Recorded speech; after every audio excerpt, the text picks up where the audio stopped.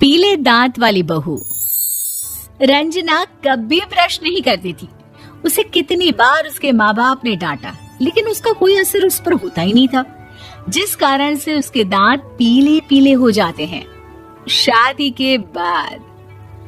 अरे बहू, वैसे तो तुझ में कोई कमी नहीं है, पर तेरे दांत इतने पीले कैसे हैं बेटा? कैसे है मतलब? कोई सर्जरी थोड़ी ना कराइए। वो तो क्या नाम, मैं ब्रश नहीं करती थी तो पीले हो गए। अब क्या करूं? आप कहे तो लाल करवा लूं या फिर काले? यार ये क्या है, क्यों माँ से लड़ रही हो?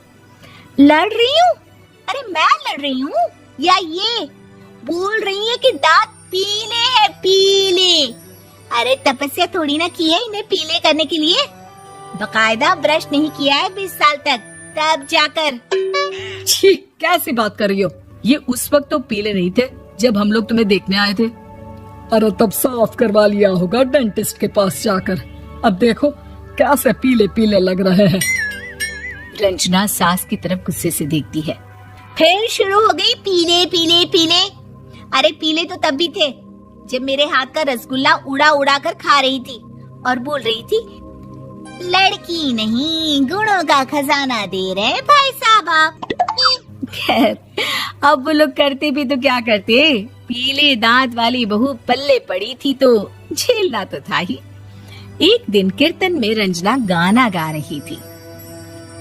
अरे कमला बहन, माँ का द्वार है, यहाँ तो सब शुद्ध होकर आते हैं, फिर अपनी बहू को ब्रश भी नहीं करवाती तुम। दूर से पीले पीले दांत भक्ति में बाधा उत्पन्न कर रहे हैं। और कोई 2 साल के बच्ची थोड़ी ना लेकर आई हूँ मैं बहू बनाकर। अच्छी खासी लड़की है, अरे कैसे करवाऊं ब्रश? ये तो उसे खुद करना चाहिए ना। अब माँ बाप तो इसके जैसे तैसे निपटा दिए, ये नहीं सोचा कि सास कैसे संभालेगी। सास बहू को लेकर घर आ जाती है, लेकिन सोच लेती है कि अब इसे लेकर कहीं नहीं जाएगी। अगले रोज बहू कहती है, अरे क्या हो गया, मंदिर नहीं जाना क्या? कीर्तन का वक्त हो रहा है। मेरी मधुर वाणी से कान्हा जी जागते हैं और सोते हैं। आप तो जानती है ना उनकी भक्ति में कितना मन लगता है मेरा। वो क्या है ना, तबीयत ठीक नहीं लग रही है मेरी, आराम करूंगी मैं। तबीयत ठीक नहीं लग रही? अभी तो मिथुन के गाने पर नाच रही थी आप, और अब बोल रही है कि तबीयत ठीक नहीं लग रही। अरे भक्ति में मन लगा लो सासू माँ, ऊपर जाना है, क्या मुंह दिखाओगी आप? हाँ? सास को बहू की बात पर गुस्सा आ जाता है। मैं क्या मुंह दिखाऊंगी, इसकी चिंता तो ना कर, समझी?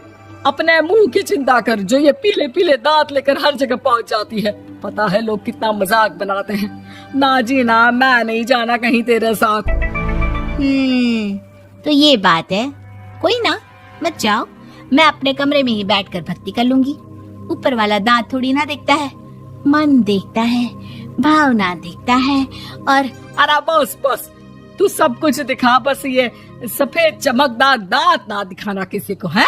जा यहाँ से। बहू को सास की बात का कोई फर्क नहीं पड़ता।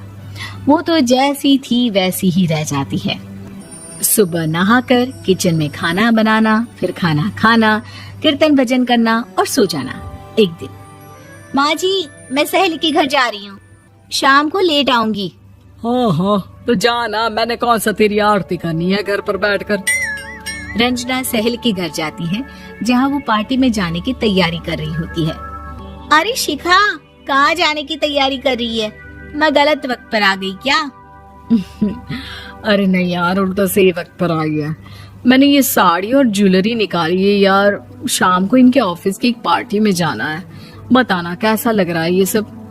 नहीं यार, इस ड्रेस के साथ तो वो वाली ज्वेलरी अच्छी लगेगी। हाँ हाँ सही बोल रही है, मैंने ध्यान ही नहीं दिया। वैसे तो हमेशा से मस्त फैशन सेंस रखती है। तो बड़ा जाती होगी ना पति के साथ पार्टी में। रंजना कुछ नहीं बोलती, बस सोचती है कि यार काश ये बात सही हो जाती। पर मैं क्यों नहीं जाती पार्टी में? क्या इन लोगों की कोई पार्टी होती नहीं होगी? रंजना घर आती है और रात में पति से सवाल करती है, एक बात बताइए, आप मुझे किसी पार्टी में क्यों नहीं ले जाते? क्या आपके यहाँ ऑफिस में पार्टी नहीं होती? पति बेचारा क्या कहता कि दांत पीले हैं तुम्हारे इसलिए। अरे कोई पार्टी होती नहीं हम लोगों के ऑफिस में, तो कहाँ से लेकर जाऊं? और मार्केट, मॉल, कहीं वीकेंड घूमना, कहीं तो। अरे यार सारे हफ्ते में एक छुट्टी मिलती है, तो सोचता हूँ कि आराम ही कर लूं। क्यों? रंजना मन मार के रह जाती है। पहले कभी सास के साथ मंदिर जाया करती थी, लेकिन वो भी सास ने ले जाना बंद कर दिया। घर बैठी बैठी रंजना बोर हो जाती है। तभी उसे आइडिया आता है और वो मायके जाने का सोचती है। सासू माँ, 2 दिनों के लिए मम्मी के घर जा रही हूँ। अच्छा ठीक है, आराम से जा। और हाँ, माँ से कुछ अच्छी आदत सीख कर आना कि कैसे शरीर के हर भाग की तरह दांतों की सफाई भी जरूरी होती है, समझी? शुरू हो गई ना आप। वो लोग आपकी तरह नहीं है कि छोटी छोटी बात का बतंगड़ बना दे। उन लोगों के लिए मैं मायने रखती हूँ, ना कि मेरे पीले पीले दांत। रंजना माँ को बिना बताए उन लोगों को सरप्राइज देती है, लेकिन जैसे ही वो दरवाजे पर पहुंचती है, अंदर देखती है कि घर वाले कहीं जा रहे होते हैं। अब माँ, काश रंजना दीदी के दांतों वाली प्रॉब्लम नहीं होती, तो वो भी हम लोगों के साथ चलती ना बुआ जी की बेटी की शादी में। हाँ बेटा, लेकिन अब उसे कौन समझाए कि उसको उसके पीले दांत नहीं दिखते, लेकिन उसके आसपास के लोगों को कितना एम्बैरेसिंग फील कराते हैं। मुझे तो कितनी बार उसके स्कूल की टीचर ने शिकायत की कि उसके साथ कोई लड़की बैठना भी नहीं चाहती, और ना ही कॉलेज में कोई उससे बात करना चाहता था। लेकिन पता नहीं क्यों उसे ये बात समझ में ही नहीं आती। कोई कमी नहीं है उस लड़की में, बस यही कि दांत पीले हैं। वो तो भला हो जीजा जी और उनकी माँ का, जो दीदी को जैसी है वैसे ही रखा हुआ है। रंजना को अपने घर वालों की बात सुनकर बहुत दुख होता है। वो सोचती है कि वो क्या करे, लेकिन फिर वो सीधा डेंटिस्ट के पास जाती है, अपने दांत चमकाती है और कसम खाती है कि वो रोज ब्रश करेगी। अरे क्या हो गया? तुम तो 2 दिनों के लिए गई थी ना, पर कोई ना, अच्छा है, चलो आ गई तो। रंजना सास के सामने आकर खड़ी हो जाती है और पूरी स्माइल करती है, उसके चमकदार दांतों को दिखाती हुई। हैं? चले मंदिर? माँ, मुझे माफ कर दीजिए, मैंने आप लोगों को बहुत एम्बैरेसिंग फील करवाया। मैं आज से रोज ब्रश करूंगी।